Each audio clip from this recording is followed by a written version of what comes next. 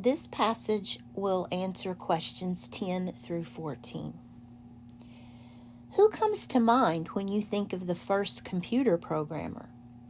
How about 19th century British countess? Her name was Ada Lovelace. She was born in London, England in 1815. Her parents were the Romantic poet Lord Byron and Annabella Milbank Byron. They separated when Ada was 2 months old. Ada did not see her father again. He died when she was 8. Ada's mother did not want Ada to become a Romantic poet.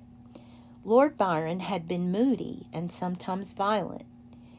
Annabella thought that studying mathematics and science would help her daughter have a more balanced mood. Ada was taught by some of the best tutors and university professors and studied on her own. Ada was a bright and curious child. She loved machines.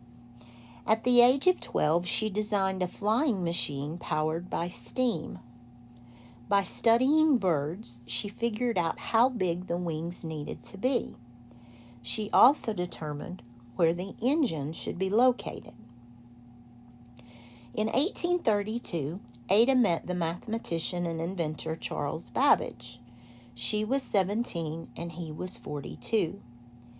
He was impressed by Ada's intelligence.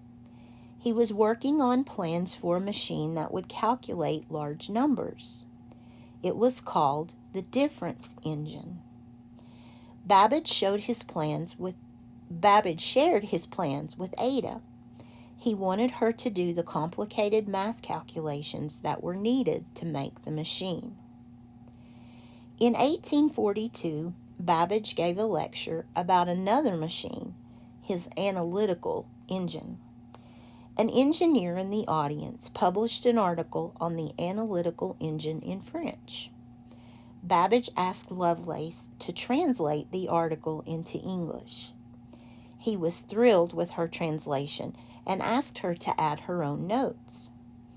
In 1843, Lovelace published her translation of the article, which included her own notes. Lovelace's notes showed her to be a visionary. She imagined many more uses for the machine than just calculating numbers. Lovelace understood that instructions could be loaded into the machine to produce pictures, music, and words. Impressively, Lovelace described something close to the modern computer. She saw more uses for the machine than Babbage did. Unfortunately, Babbage never completed his analytical engine. Ada Lovelace died in 1852.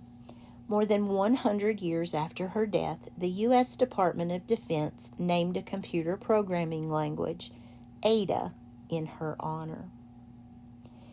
And here is a timeline of the life of Ada Lovelace. And there are a few key dates. Let me just highlight those. Her birth, and then the major events, and then her death. I want to point out something to you that's completely unrelated, but it's driving me crazy. In this phrase, that she was born in London, England, when you use a city and a state like that in the middle of a sentence, you need a comma after the country. In this case, it's a city and a country, but the same applies with city and state. So there should be a comma after England. That's not anything related to our test, but that bugs me. Okay, questions on this one. What happened in 1832? So I'm going to look back to my timeline, and I see that Ada met Charles Babbage. And that would be answer B, as in boy. Number 11.